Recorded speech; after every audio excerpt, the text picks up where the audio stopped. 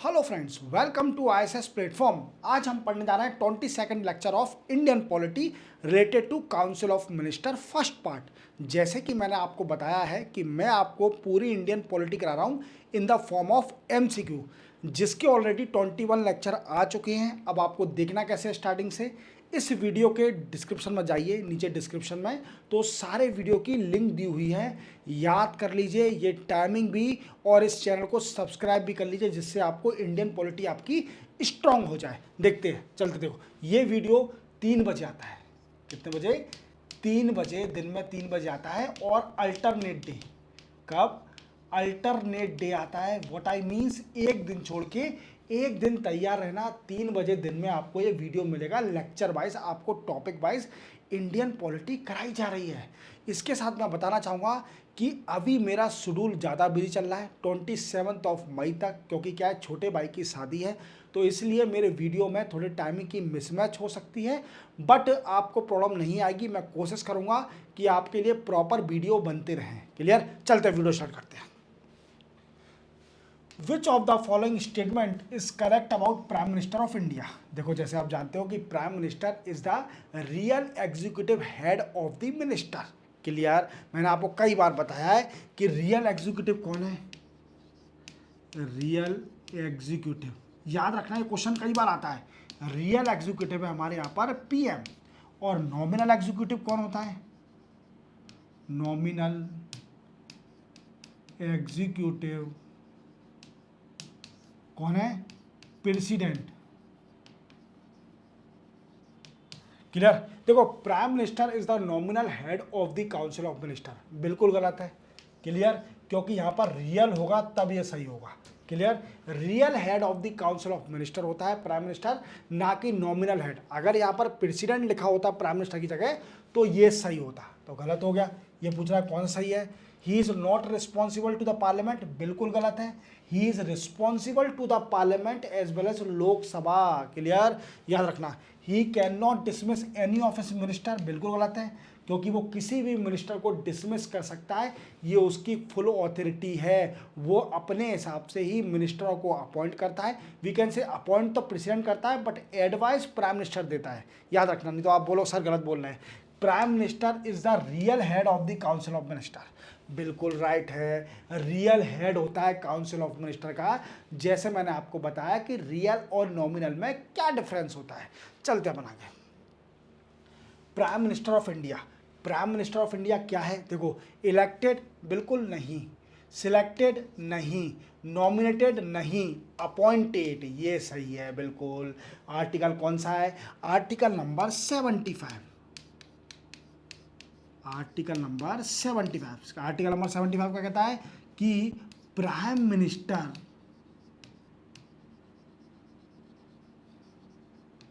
Is appointed bye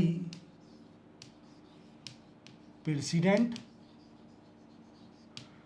and we can say other minister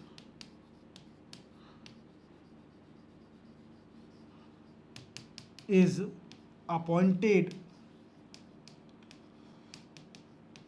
by president on the advice of PM. याद रखोगे, क्योंकि PM को full power है कि वो किसी भी मिनिस्टर को अपॉइंट कर सकता है, बट किसको रिकमेंडेशन देके?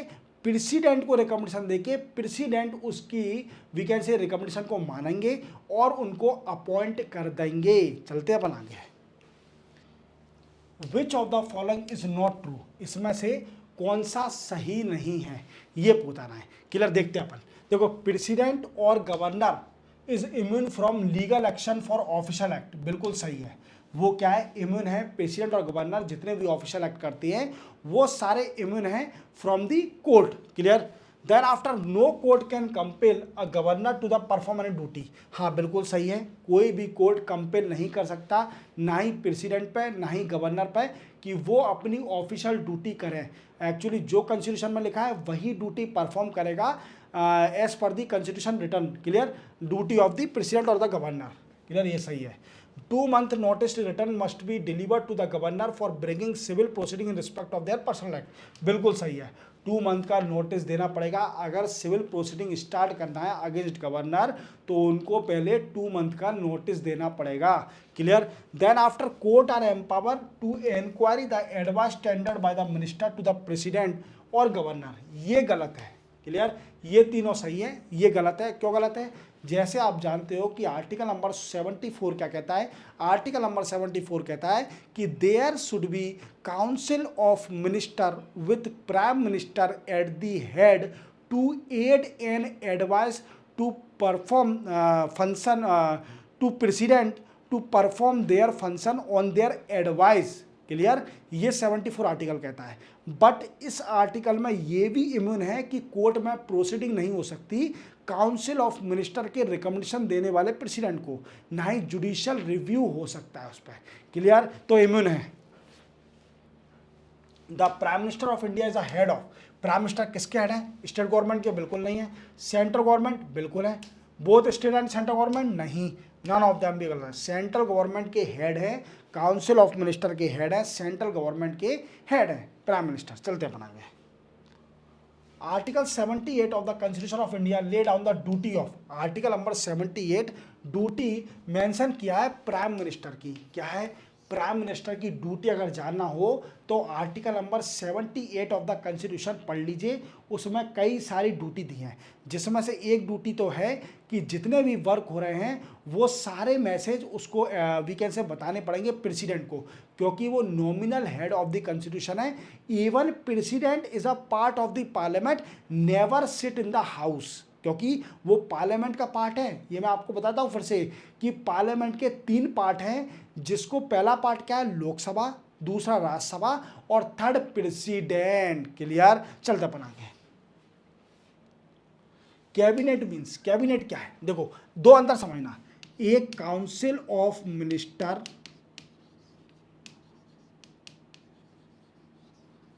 एक cabinet minister,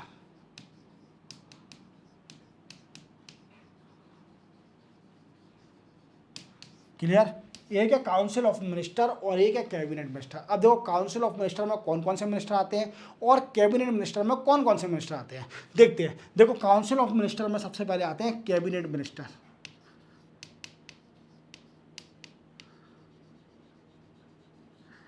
cabinet minister, minister of state,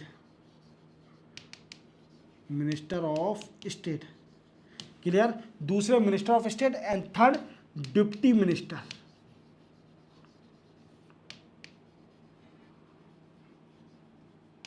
clear. ये 3 आते हैं, cabinet minister, minister of state and deputy minister, ये काउंसिल ऑफ मिनिस्टर में आते हैं। और कैबिनेट मिनिस्टर में सिर्फ ओनली आते हैं जो हेड होते हैं, जो head of department, head of ministry, sorry department नहीं, हेड ऑफ मिनिस्ट्री, जो कि कैबिनेट मिनिस्टर होते हैं। कैबिनेट मिनिस्टर वो होते हैं सिर्फ ओनली, क्लियर, तो जो कैबिनेट को हेड करते हैं। तो क्या है? मिनिस्टर विथ कैबिनेट रैंक, जो कैबिनेट रैंक के मिनिस्टर होंगे वो सिर्फ ओनली कैबिनेट मिनिस्टर कहलाते हैं। और अंतर याद रखना, काउंसिल ऑफ मिनिस्टर में 3 आते हैं और कैबिनेट मिनिस्टर में सिर्फ ओनली वही आता है जो कैबिनेट रैंक का मिनिस्टर होगा, याद रखना। Who exercise the actual executive power under the parliamentary form of government. देखो, ये पूछ रहा है कि कौन एक्सरसाइज करता है executive power under parliament form of government. वो करते हैं हमारे prime minister. Prime minister exercise करते हैं एक्चुअल और executive power under parliament form of government, clear. क्योंकि मैंने आपको बताया है कि प्राइम मिनिस्टर हेड करता है किसको? काउंसिल ऑफ मिनिस्टर को, इवन सेंट्रल गवर्नमेंट को। तो सारी real executive power in the hand of the prime minister that mentioned in the article number 74. There should be council of minister with prime minister at the head to aid and advise to the president to perform the function on their advice, clear, याद रखना। चलते बनाएंगे। Consider the following statement। अब देखते हैं। President shall make rule for more convenient transaction of the business of the government of India and for the allocation among minister of the said business। बिल्कुल सही है, प्रेसिडेंट का power है कि वो रूल बना सकता है। अगर फंक्शन के लिए, बिजनेस के लिए, पार्लियामेंट में अच्छा काम हो, कन्वीनियंट काम हो, तो इसके लिए रूल बना सकते हैं। Clear. All executive action of the government of India shall be express to be taken in the name of prime minister, not in the name of prime minister but in the name of president. क्या है यहाँ पर president आएगा तो ये सही होगा, याद रखना। यहाँ पर प्रेसिडेंट आएगा तो ये सही होगा, तो सेकंड गलत है, सिर्फ ओनली फर्स्ट सही है। क्लियर, याद रखोगे। चलते बना के, if the prime minister of India belong to the upper house of parliament, मानिए कि प्राइम मिनिस्टर राज्यसभा का मेंबर है, तो कौन सा इसमें से ऑप्शन सही होगा ये पूछ रहा है। देखते हैं।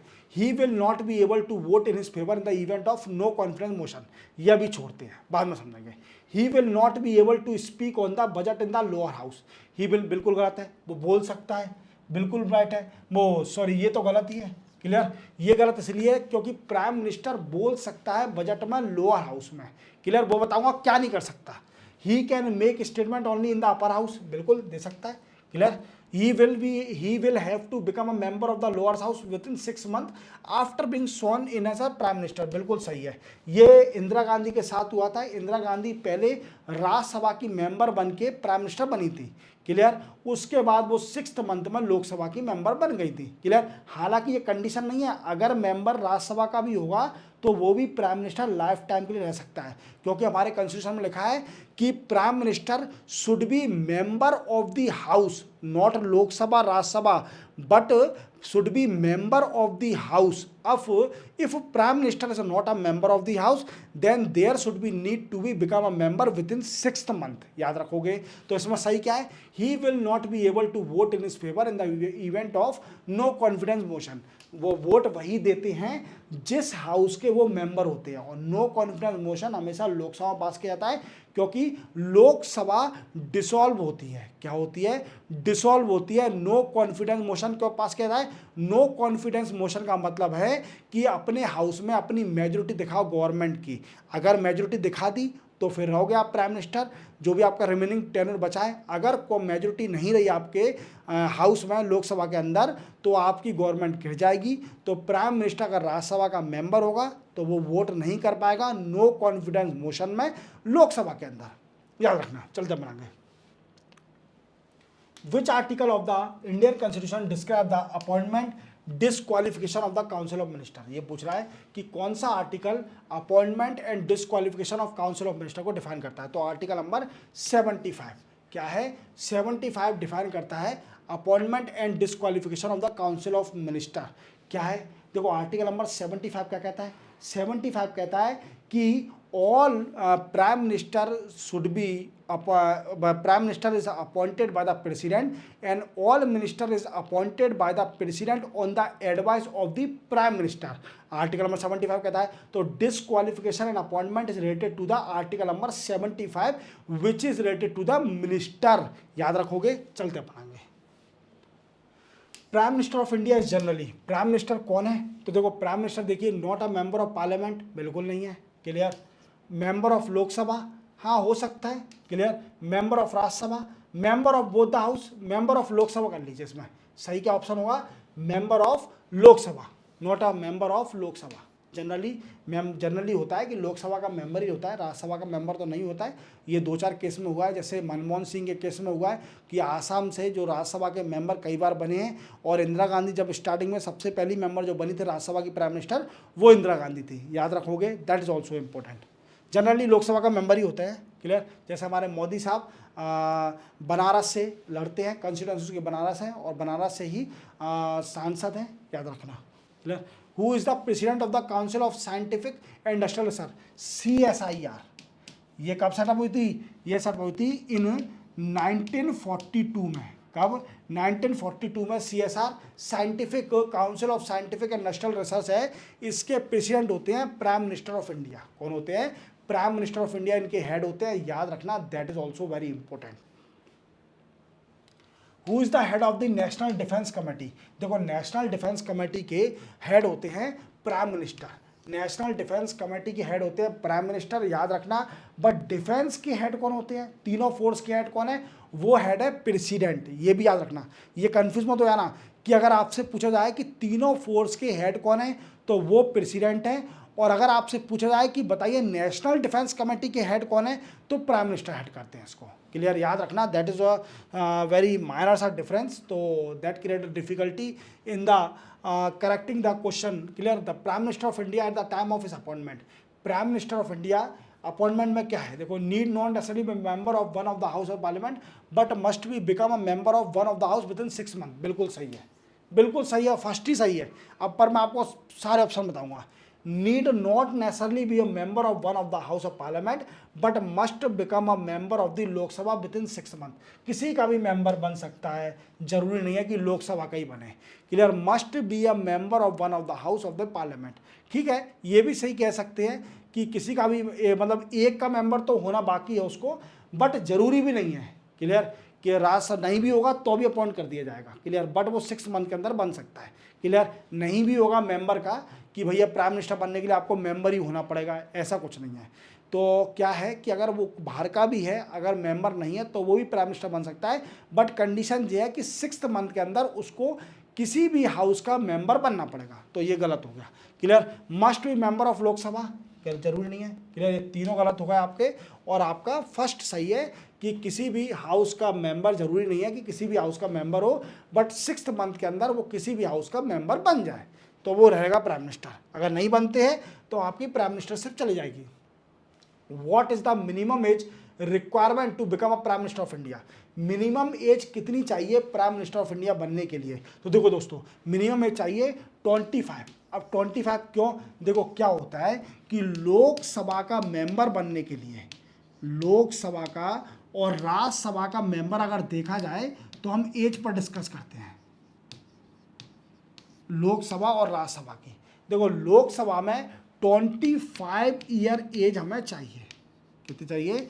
25 ईयर एज चाहिए, और राज्यसभा के अंदर 35 ईयर एज चाहिए। कितनी चाहिए? 35 ईयर एज चाहिए लोकसभा राज्यसभा के लिए, और 25 ईयर चाहिए लोकसभा के लिए। क्लियर, समझे मेरी बात को? तो 25। अब प्राइम मिनिस्टर में क्या कंडीशन है कि प्राइम मिनिस्टर अगर मेंबर भी नहीं होता है पार्लियामेंट का तो विद इन 6th मंथ किसी भी हाउस का मेंबर बन सकता है। अब वो लोकसभा का बन जाएगा तो 25 साल काफ़ी है, अगर 25 साल का होगा तो बन जाएगा प्राइम मिनिस्टर। हालांकि 25 साल का प्राइम मिनिस्टर कोई बना नहीं है इंडिया में, और देखते हैं आप कोई रिकॉर्ड तोड़े, देखते चलते हैं बना के। The office of deputy prime minister, deputy prime minister क्या है? देखो डिप्टी प्राइम मिनिस्टर का एक्स्ट्रा कॉन्स्टिट्यूशन ग्रोथ है, ये कुछ नहीं है, कॉन्स्टिट्यूशन में कहीं मेंशन नहीं करा गया है डिप्टी प्राइम मिनिस्टर के बारे में। डिप्टी प्राइम मिनिस्टर सिर्फ ओनली बनाई गई पोस्ट है। क्लियर, ये स्टार्टिंग हुई थी शायद 77 से ये प्रोसेस स्टार्ट हुई है डिप्टी प्राइम मिनिस्टर। सबसे पहले डिप्टी प्राइम मिनिस्टर 77 और 80s में अपॉइंट हुए थे। क्लियर, तब से ये प्रोसेस चलती आ रही है। हालांकि कई प्राइम मिनिस्टर ने डिप्टी प्राइम मिनिस्टर बनाए भी नहीं है, जैसे अभी मोदी के सामने कोई डिप्टी प्राइम मिनिस्टर नहीं है, जैसे आप जानते हो। Clear, prime minister Manmohan Singh, prime minister Manmohan Singh क्या थे? देखो मेंबर ऑफ राज्यसभा थे आसाम से, ये मैं आपको पहले ही बता चुका हूँ कि राज्यसभा के मेंबर रहे। क्लियर, कई बार आसाम से। क्लियर, याद रखना, चलते अपन आगे। The prime minister is elected by the Lok Sabha, बिल्कुल गलत है। इलेक्टेड बाय द पार्लियामेंट, बिल्कुल गलत है। Appointed by the president, appointed by the president, article number 75। कौन सा है? Article number 75, that prime minister is appointed by the president and other minister is appointed by the president on the advice of prime minister. चलते अपन आगे। Which one of the following statement is correct about prime minister of India? अब पूछ रहा है कौन सा statement सही है प्राइम मिनिस्टर के हिसाब से। He is free to choose minister only from among those who are member of other house of parliament, बिल्कुल गलत है। वो किसी को भी मिनिस्टर बना सकता है, किसी को भी। वीकेंड से अगर पार्लियामेंट का मेंबर भी नहीं होगा उसको ही बना सकता है, बट उसे 6th मंथ के अंदर मेंबर बनना पड़ेगा। He can choose his cabinet colleague after due counseling by President of India in this regard. बिल्कुल कंसर्न करने की जरूरत नहीं है। He has full discretion in the choice of person who are to serve as a minister in his capacity. बिल्कुल सही है, उसके पास फुल पावर है, वो किसी को भी कैबिनेट मिनिस्टर बना सकता है, बट कंडीशन ये है अगर वो पार्लियामेंट का मेंबर नहीं होगा तो उसको 6th मंथ के अंदर मेंबर बनना पड़ेगा पार्लियामेंट का। Clear. Thereafter he has only limited power in the choice of his cabinet colleague because of discretionary power vested the president of India. बिल्कुल गलत है, डिस्क्रिशनरी पावर तो प्राइम मिनिस्टर पे है, तभी तो बोला गया है कि all prime minister is appointed by the president of India and all minister are appointed by the president of India on the advice of prime minister, on the advice of prime minister, article number 75। तो discretionary power किसके पास है? Prime minister के पास। चलते बनाएंगे last question, which of the following statement is not true regarding the parliament of India. ये पूछ रहा है कि कौन सा ऑप्शन सही नहीं है पार्लियामेंट ऑफ इंडिया का। The constitution provide for a parliamentary form of government. देखो constitution parliament form of government देता ही है, क्लियर, ये देखते हैं अपन बाद में, क्लियर, ये सही है बिल्कुल। पार्लियामेंट फॉर्म गवर्नमेंट है हमारा, प्रेसिडेंट फॉर्म गवर्नमेंट नहीं है। प्रेसिडेंट फॉर्म गवर्नमेंट कहाँ पर है? यूएसए में, जहाँ प्रेसिडेंट सब होता है, नॉमिनल और रियल एग्जीक्यूटिव भी होता है, क्लियर, याद रखना। The function of the parliament is to provide for a cabinet. The function of the parliament is to provide for a cabinet. Definitely, the membership of the cabinet is restricted to the lower house. The membership of the नहीं, ये गलत है, बिल्कुल गलत है, बिल्कुल गलत है। The membership of the cabinet is restricted to the lower house, नहीं, all member of the house. House कौन सा भी हो, राज्यसभा का हो चाहे लोकसभा का हो, कैबिनेट किसी को भी मिल सकती है, क्लियर, बस मेंबर होना चाहिए। Fourth, the cabinet enjoy the confidence of the majority in the popular chamber of commerce. नहीं नहीं, ये कुछ नहीं है, क्लियर। तो इसका ये भी सही है बिल्कुल, बट फोर्थ गलत है। तो membership of cabinet is restricted to the lower house. तो इसी के साथ आपका काउंसिल ऑफ मिनिस्टर का फर्स्ट पार्ट मैंने कंप्लीट कर दिया है। आपको मुझे लगता है कि पूरी तरह समझ में आ गया होगा। इसी के साथ आपको परसों सेकंड पार्ट मिलेगा। बेफिक्र रहिए, मेरी गारंटी है, मैं पूरा इंडियन पॉलिटी आपको ख़त्म करा दूंगा। That's my guarantee in the form of MCQ. Channel को सब्सक्राइब और मेरे रिमेनिंग वीडियो भी देख लीजिए जो कि आपके एग्जाम के लिए रिलेवेंट होंगे। That's my guarantee. मिलते हैं हम परसों, तब तक के लिए जय हिंद।